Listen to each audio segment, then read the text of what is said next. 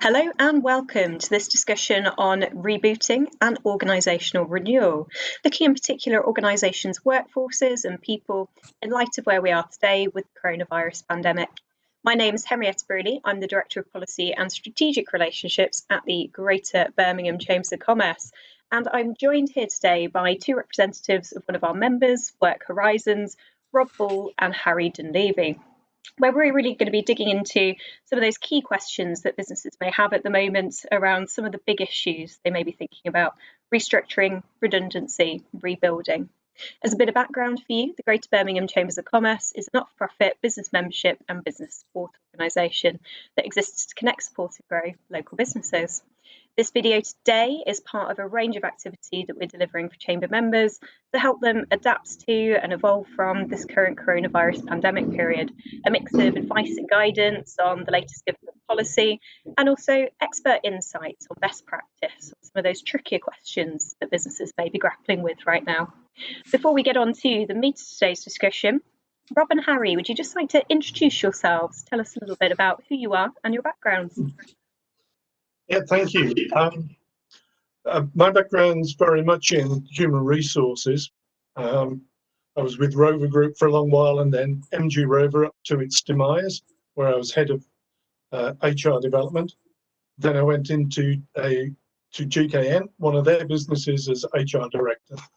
I've been operating as a consultant now for about a dozen years, all leading towards the creation of Work Horizons, which is a people management consultancy looking at organisations, the way they operate, but most importantly, how to motivate their people. Hi, my early career was very similar to Rob's. I was in the motor industry too, and progressively I moved through to become HR director of Rover Group when it was owned by BMW. Since then, I've worked in the media, food, retail, financial services sectors as an HR director, and usually a board member for most of those companies. And then I started my own business, and progressively I've worked increasingly with Rob, and I'm now a part of Work Horizons, a director working for them. Throughout my career, I've worked with a lot of change, a lot of restructuring, redundancy programs, unfortunate circumstances in many cases, distressed companies, and trying to turn them around. So I've learned a lot along the way, and I'm trying to share that both with Work Horizons and our various clients. Fantastic, and thank you both very much for joining us today to share your expertise. I know there'll be a lot of businesses who are thinking about what to do next on this topic, how best to approach it, and we really appreciate you taking the time to share your knowledge, share your advice. Which brings us to my first question. So, businesses have been going through a heck of a lot of change at the moment. Many have had to completely change their ways of working, their business models, looking at moving into different areas that perhaps they weren't in before. With all this change, what top advice do you have for businesses who are thinking about how they restructure their workforces moving forwards? Not to make assumptions would be my first. Classically, and I know it's a very specific example, but organisations know that there's a piece of legislation that says employees can't claim unfair dismissal if they haven't worked for them for 2 years, and therefore assume that means they can just drop them at a moment's notice. Reality is there's such a thing called wrongful dismissal. So it's about great processes, doing things in the correct way, and not making those assumptions. Change is huge, and I'm sure we're going to talk about change because it is what was the whole subject, and people will resist it. It's how we take people with us to meet the needs of the organisation. I'd add to that, any business that's been impacted by the changes recently has had an awful lot of change actually thrust upon it, that it wasn't perhaps expecting. Perhaps some of the changes were in their long-term business plan, a strategic plan, but have now become reality for them. I'm thinking in particular companies that have had to take digital thinking much more into the way that they plan for the future. My start on any restructuring would be clear on your business strategy. Where are you trying to take this? Now, things still need to move quickly, and maybe a fully fledged business strategy is a lot to ask of any business right now because they've got so many pressures on them. But businesses, before they enter into any organizational restructuring and the impact on the workforce and the consequences of all of that change, they really need to be clear about where they're taking the business. Because you want to get it right at the beginning, act, and then move on, not have to go back and redo it all again. Fantastic, thank you. So don't make assumptions and be clear on your business plan, what you're looking to achieve before undertaking major change. So just looking a bit further into that restructuring piece, let's say organisations have found that job roles need to change significantly as a result of what we've all been through and the way their business has had to change and adapt. What should and shouldn't organisations do when it comes to changing job roles for existing employees? Well, the title of this is Rebooting and Renewal, and that is the opportunity. The analogy being computers, where if they're not working properly, we switch them off and we switch them back on again, and hopefully they work even better than they were before. And this is that chance for organisations to think about, as Harry said, the direction that they're going, and then to tailor the organisation to meet that. It might mean we need fewer people, might mean we need more. It may mean we need different people. And it's about skill, it's about sectors that they might be trying to get into. It's certainly about changing technology, about artificial intelligence and robotics and all of the other great phrases. But given that we know the direction we're going, we can then actually structure ourselves appropriately. It might be we have to create space for extra people, new blood. The roles need to reflect that. And we certainly don't want ourselves to be in a position where we're having layers and layers of management who are a cost, and too few people actually doing the work. So my perspective is that we can think differently about organizations. We can think about the direction we're going and have the right people in there, but with the space to actually contribute. Harry, was there anything you wanted to add there? I agree with all of that. I think I'd make three particular points that I've learned along the way in restructuring any organisation. One is keep your management structure as lean as you possibly can. Because management's always a big overhead. People aren't looking to be micromanaged anymore. They want to take accountability and have some discretion about their jobs, and that's great that the role of work is moving that way. So we should be encouraging that. Secondly, the use of teams and team working. I think every time I've encountered any organisation that needs revitalising, getting people working much more in teams and supporting each other, I've always found a very effective way of really getting more out of an organisation and really providing more satisfaction for people in their work, quite frankly. And the last thing is flexibility. Very often people really underestimate, particularly senior managers, how flexible people really are prepared to be, particularly in the situation we're in now. I mean, we are hearing stories every day now of people who've gone the extra mile, not just to keep customers happy, but for the good of their own organisation and ultimately for the good of their job. Now, that's waiting to be tapped into. So engage them in the change, talk about what you need to achieve in your business, and be clear on the sort of roles and get their ideas on the sort of roles that are going to be needed moving forward. So I'm a big fan of engagement, consultation, talking to people and getting their ideas, because there's a lot more out there than you realise. Fantastic, thank you. So that word engagement's crucial. So just before Christmas, Gallup published a piece of research which showed that, and to use their phrase, 70% of employees are actively disengaged, which is a frightening number. 70%, 70, and and a Deloitte's report said that 80% of people who have a job don't enjoy their job. Well, if we could turn that around, even 50% of that, which is a colossal target, the change to productivity in organizations would be huge. People would want to work. They'd bounce out of bed, not drag themselves out of bed. They'd be prepared to give discretionary effort, new ideas, and to add the value. And we do need people adding way more than just the value of their salary. It's got to be twice that. Otherwise, we can't pay for rent, rates, utilities, phone bills, and perhaps even make a profit if we're a private organisation.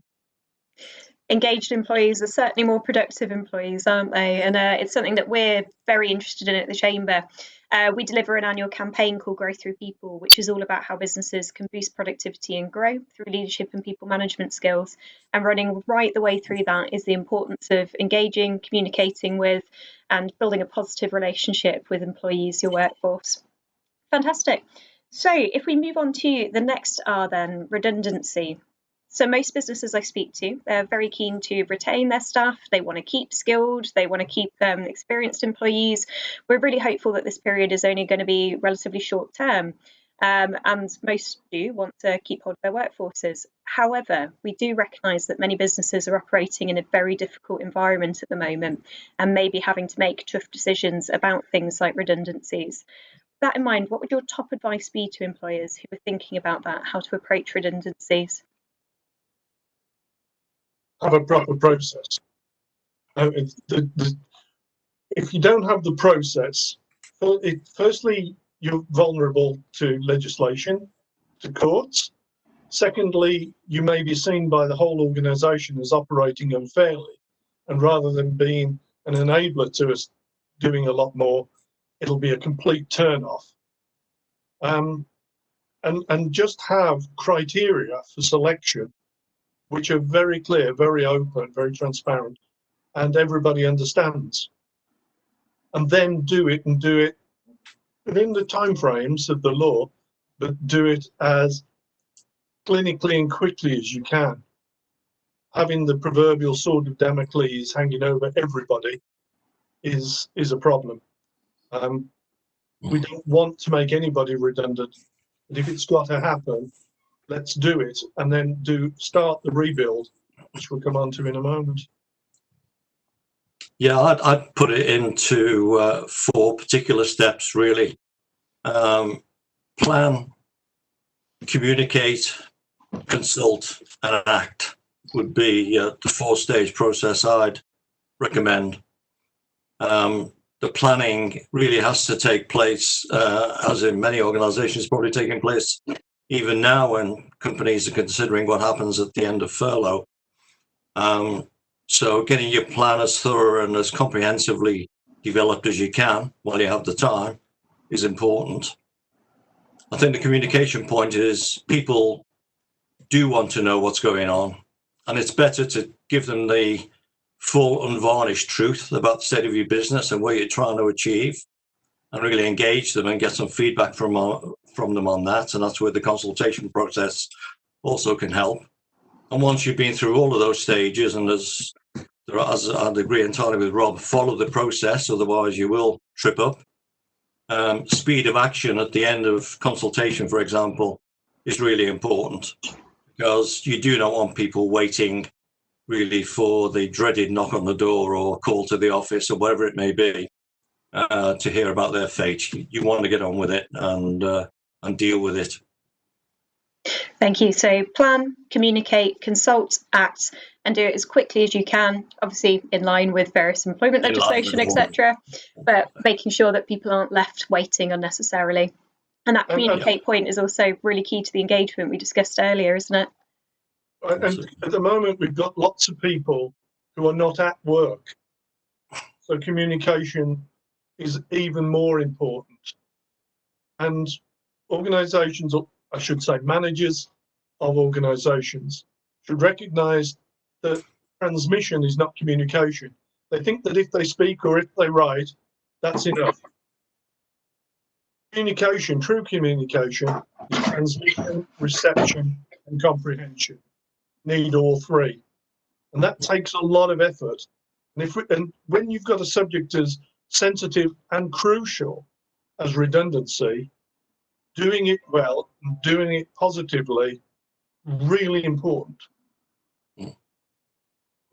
Yeah, there's that touch of humanity you still want in it. You need to still manage this process as sensitively as you can, but recognizing there are real business drivers and business pressures behind it to get it done. But treating people poorly in this sort of situation, it gets recognized. And unfortunately, quite often it gets recognized by the people you want to keep, who then say, well, this is not the sort of company I want to work for. And when things settle down, they're amongst the first people to leave. And they're exactly the people you wanted to hold on to. So it is worth doing it properly. Mm-hmm. And I really like that phrase, transmission is not communication. I think that's a really sort of simple message for businesses to take away of just because you've said something doesn't mean you've communicated it. It's much more of a two-way process, isn't it? It absolutely is. And Harry's point there about keeping the people.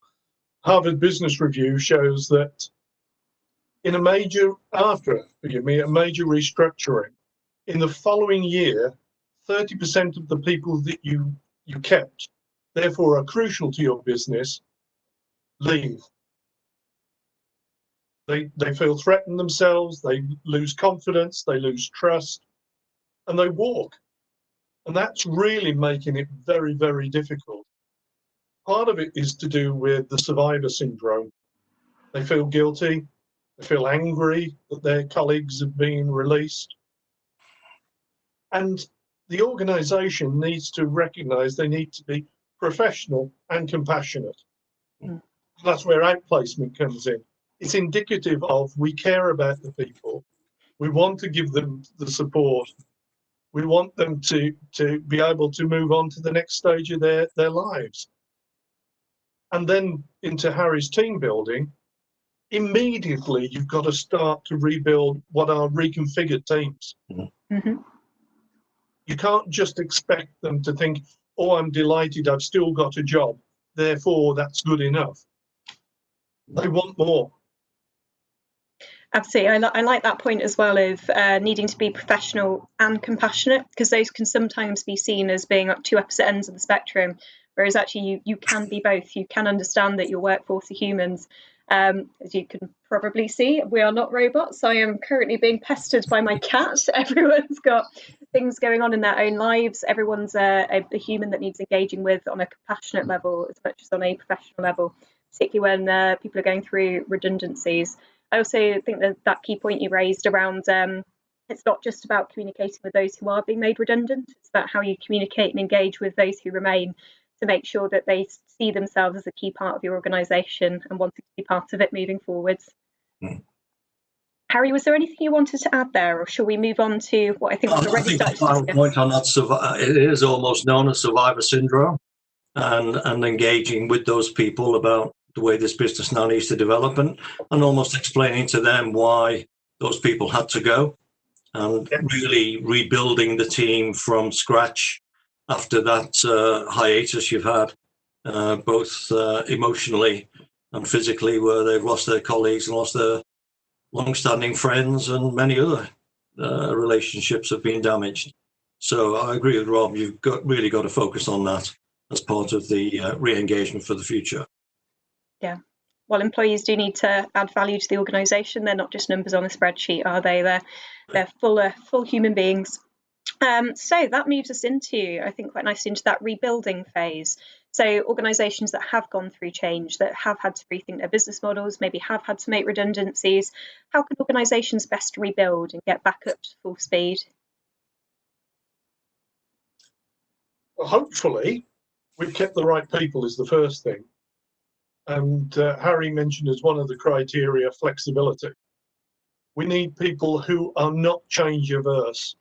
We need to keep the people who are prepared with the explanation, with the logic, with the sense of they know where they're going. We need the people who are prepared to sit down and work through the change. Too often, organisations think that when they've released people, when they put those that they're retaining into their new jobs, that's the end of the process. And in fact, that's the end of the first part of the process. That's the mechanistic, relatively mechanistic part where we've restructured. It's the next stage, which will now go on for hopefully years. Hopefully this new organisation will be the future, and the organisation will have a future. And that's where there has to be a sense of the culture, which is a very generic concept, the culture, the direction, the purpose of the organisation, and the getting people to understand how they fit within it and how their teams fit within it. Yeah, the word we've already used about of engagement is where I'd start. All of the things that Rob described in terms of where the business is trying to head and plans to go in the future, people need to be engaged in that vision and that purpose. But then actively, you've got to really look to their roles, to their contribution, to give them some recognition, to give them feedback, to give them good performance appraisal, experiences, make sure the rewards are aligned to their contribution, and make sure that their personal development is really taken care of. All the things that we all want out of our normal day-to-day work. Only they become even more important when you're trying to rebuild and grow a company again after the trauma it's been through. I'm a great believer in there is a load of untapped potential in most organizations. And I think the opportunity to engage with people post everything that we're currently going through will be immense. And that's where the productivity and the future of most businesses lies, in going after that. Fantastic. And getting really to that untapped potential and finding that within their workforces. Thinking about that whole process then, restructuring, redundancy, rebuilding, are there any examples from your own careers where you've come across businesses who have really done that particularly well, without breaking any confidences, of course? And just sort of what sort of things did they do that really worked, that really stood out to you? Yeah, I worked with a major bank only a few years ago that was going through a lot of restructuring after the financial crisis. And the first thing was it was led from the very top. So you had some genuine ownership that this program was really important to the business, and not just about getting the results out, which were clearly very important to them, but also about the way it was done and the way people were managed and the ways that we've been discussing already on the call. So ownership, certainly there, treating it as a dedicated project and working it through in a way that you've got rigor, you've got discipline, you've got regular reviews, you know where it's going, you're communicating regularly about its progress and what's happening. In other words, being very transparent about it and doing a professional management job, but along the way, making sure you're taking care of people and doing the right things by them. The formal processes that we talked about earlier, you just have to assume, that's exactly the way we're going to do it. We won't deviate from that. But also putting in place support mechanisms, preparing people with job interviews, preparing people with CV preparation, outplacement support, job search, all of those sorts of things before they even actually leave the organization. Just signs of a good employer, looking after people that through no fault of their own have to be made redundant. And those people leaving the organisation, they could be your biggest brand ambassadors, or they could be out there in the marketplace having had a very negative experience about your organisation. So that thinking about the experience of people who are leaving, partly because you care about them and you want to support them onto the next stages, but also remembering that they do reflect your organisation, your brand, and will take that experience with them, I think is very important as well. Rob, were you going to come in there? Yeah, I was only going to say, and it supports that view, really. You see, you've got the opportunity. Harry just mentioned the crisis in 2008. And today, these are not situations that could have been predicted. So people understand that their company might have to take some difficult decisions. So it's not personal in that regard. It happens and it affects them personally very, very badly. But they do understand that the company is forced into this. So you're starting from a slightly better position, only slightly better. But if you've done the right things, and one additional one I would say is, and prepared the line managers to fulfill the process, to have the tricky, difficult conversations with the people, and to do it again professionally and compassionately, and explain it all, that's Harry's transparency, they won't be happy. They absolutely won't be happy because of the impact on them as individuals, but at least they will leave understanding why and recognizing that it was necessary. Fantastic. So we've talked about what businesses can do to do this well. Are there any sort of common pitfalls, whether it's falling foul of employment law legislation or missing the mark when it comes to engaging the workforce? Are there any common issues you've found with businesses you've dealt with when they've been looking at restructuring, redundancy and rebuilding?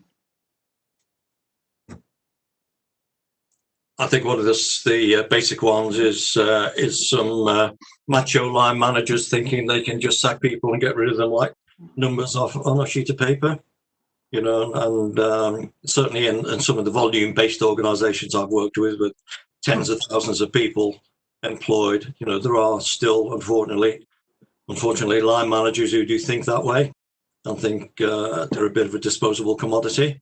So I think putting that to bed and making sure that doesn't form any part of the process the company uses is fundamental. I think some companies have just relied on the HR department to do it. Yeah. I'm thinking it's not our problem as line managers, but it very much is. The project team I mentioned a bit earlier about the bank I worked with was very much multidisciplinary. You had line managers and HR experts, and you had legal people, and you had other sort of skills in there. So it's got to be a multidisciplinary approach, in my view, not just an HR problem. Mm-hmm. Rob, was there anything you wanted to add there? Well, I think it's interesting that the issue of leaders or managers is there all the while. And I would always advocate that the project team ensures that we appoint the right leaders so that as the rebuild occurs, we have people who are going to engage their teams rather than those who are going to be dictatorial. And so whatever selection processes you're using, if we can do it in a way that ensures that we are taking out the two-dimensional managers and keeping those leaders who've got a broader view, that will facilitate a much, much better future for the organisation. So, not just looking at it as an HR project, but making sure it's a whole organisation project, and also making sure the right people are in charge. Thank you very much. We are coming to the end of our time for this discussion. So, final question for you both. If you could leave organisations who are looking at this process with just one piece of advice, what would it be? My pitch would be to be open and honest about where you are and what needs to get done. And mine would be get advice. If you don't have the in-house expertise, don't make assumptions. Find out what reality is, particularly the law. And the third one, if I'm allowed one last one, is to do it once you've gone through all of those stages, get on with it, do it quickly, and don't have people hanging around waiting for bad news. Fantastic. Well, thank you both very much. This is a challenging topic for a lot of businesses, and I think the advice and guidance you've been able to give today will hopefully give people a bit of a framework to start their thinking on this and key things to watch out for in their own organisations. We have, of course, got a range of other advice and guidance available for businesses, completely free to access at www.greaterbirminghamchambers.com/coronavirus, and we'll be continuing to release more advice and guidance on the latest topic for businesses as we move through the COVID-19 pandemic and into whatever the future holds. Thank you both for joining us.